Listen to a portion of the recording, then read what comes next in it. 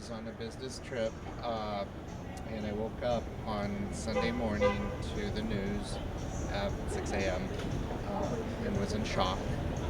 Yeah. Okay, so funny thing, I was at LA Pride and I was planning on staying because I was tired. But as soon as me and one of my friends got back to her place, I was like, you know what, I'm gonna go home. And I did, and when I woke up the next morning, I opened my laptop and there was like, it had blown up because the whole Orlando shooting had gone down, and I was like, holy fuck.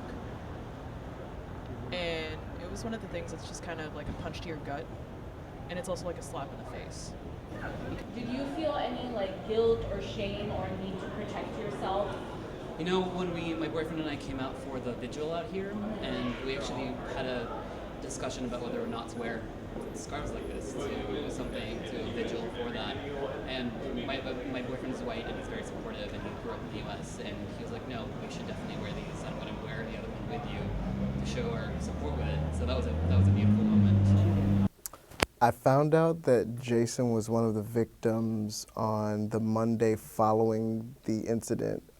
I logged on to Facebook via my phone, and another mutual friend of ours had posted a picture of Jason, and I was kind of numbed initially just because I couldn't really wrap my mind around the fact that this kid who I've known since he was running around in elementary school is no longer here. Yeah. There's an automatic response of like, oh, so much is going to fall out of this. There's going to be so much heat on a lot of different faiths, on a lot of different nationalities, and that's when that's when the gloom kind of started to hit. It's like, okay, well, got to prepare myself for all of that that's going to hit. And here I am at a family reunion in my room going through my news feed, and I'm like, oh my God, my queer brothers and sisters were attacked. And as every Muslim does, I held my breath and my blood pressure just shot up, just praying, okay, please don't be a Muslim name, please don't be a Muslim name. But unfortunately it was. Yeah, because from what I know of Islam, it's a religion of tolerance and acceptance. What was your reaction when you found out that the shooter was a Muslim?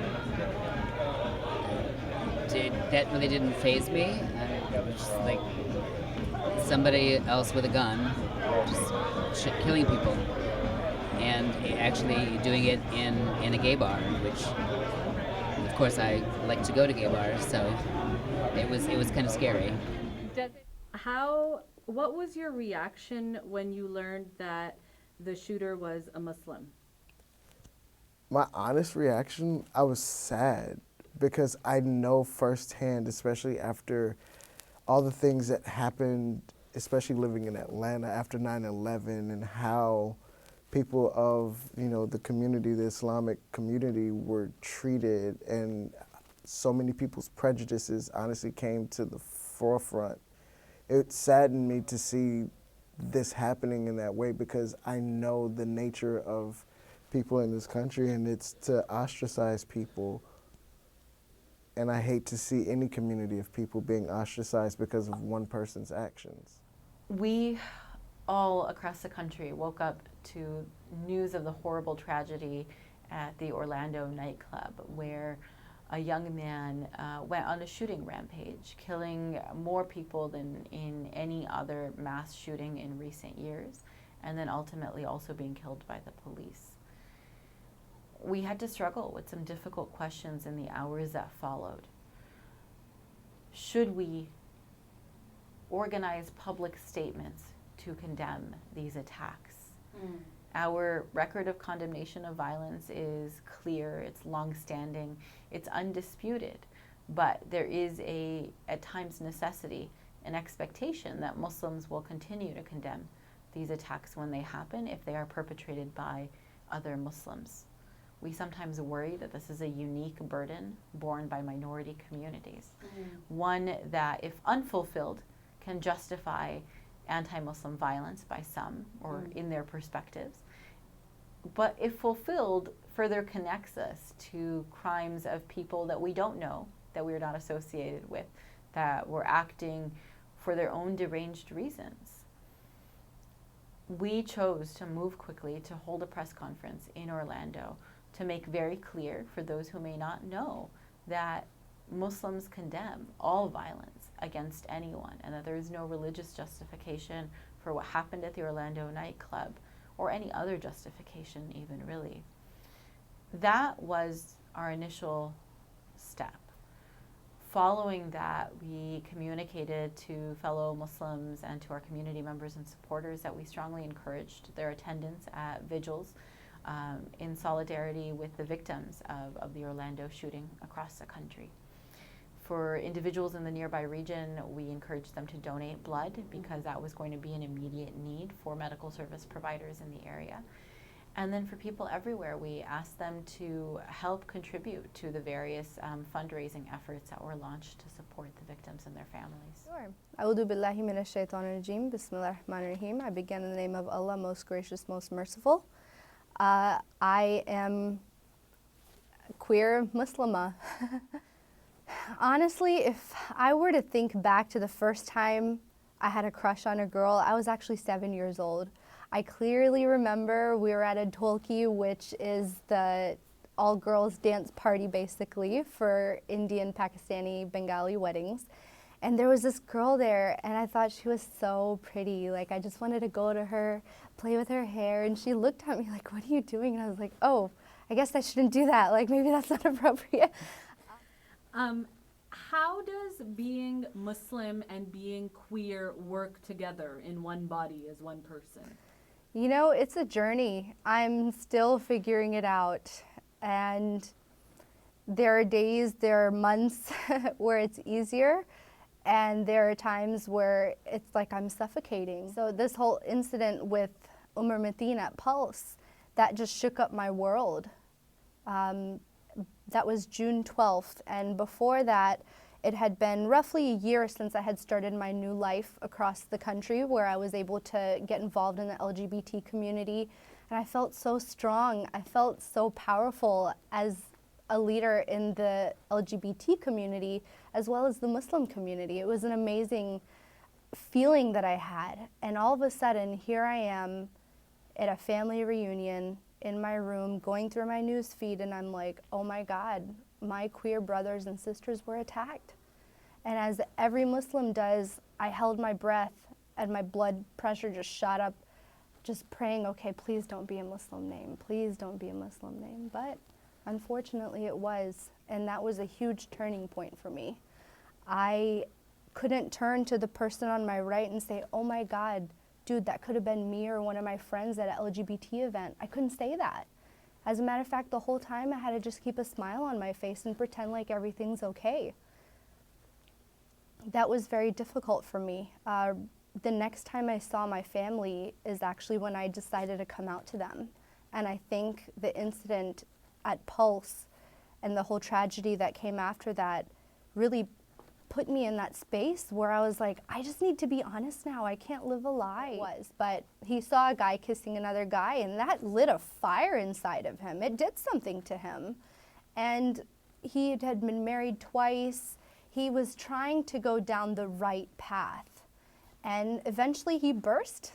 He burst. And you know, I can say from personal experience, when you're going through that struggle inside of, okay, my faith is a really big deal to me, but I also have really strong feelings for the same sex. I have really strong homosexual feelings as well. It's really tough. You're having this horrible conflict inside, the clash of the two most important things to me, my religion, and as a gay woman, those two things are the most important to me. And when I started doing research on, okay, how do I fix myself? I would look stuff up online. I'd go talk to an imam. I went to multiple therapists trying to find a way to fix myself. And clearly there's no way to fix yourself because you're not broken. And I finally accepted that. I started to find peace within my own heart and between my Rabb, my Lord, my Creator. I couldn't find that anywhere. I couldn't find that anywhere. There's a saying in Urdu, "Hum kahin ki bhi nahi rahe," which means I belong nowhere. I face discrimination in the mosque anytime I speak up a little bit about homosexuals. In the LGBT community, I face Islamophobia.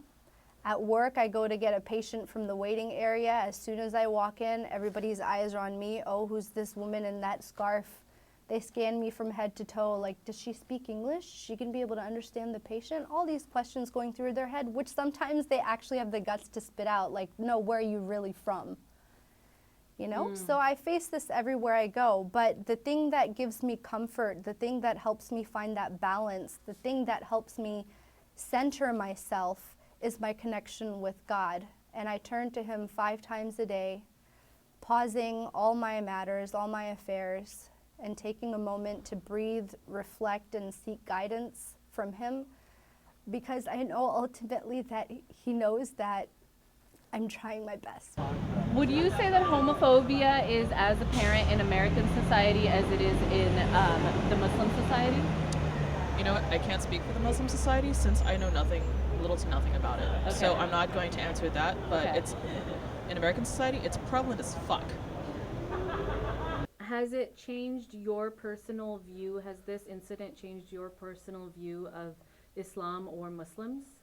Not at all. I have tons of friends who are followers of Islam, and it doesn't change my view at all. I mean, there's always bad apples in the bunch, you know what I mean? There are always people who take their spiritual or religious beliefs and act out. Hell, slavery was justified by the Bible, so.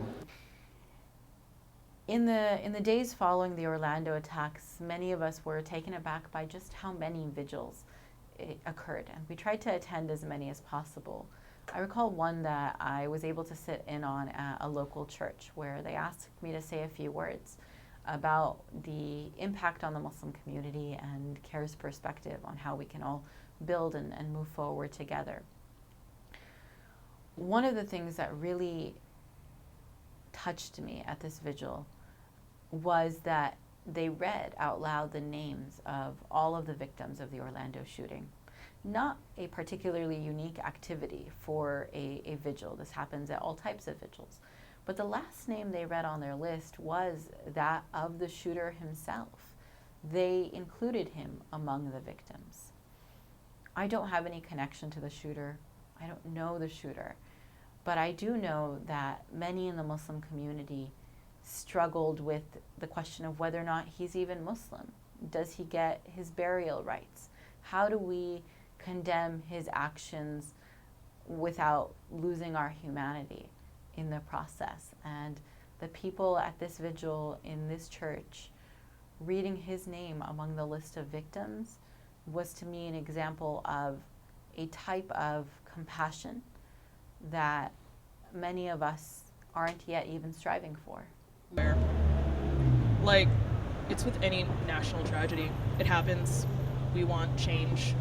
A week later, nobody gives a fuck. So it's kind of like, how do we start from that perspective? That's how you get the ball rolling. What can we do for the LGBT community and the Muslim community to heal? What do you think needs to be done? What we should do every day is just include each other and speak to one another, talk to one another, and just get together. And it's easy. It's easy if you actually just do it. You know, reach out and communicate and learn about each other. Donald Trump's not the answer, so we're just going to go down that road. But I would say that that's the fear-mongering that Right. creates this kind of situation. I Right. think it's the understanding that makes it better.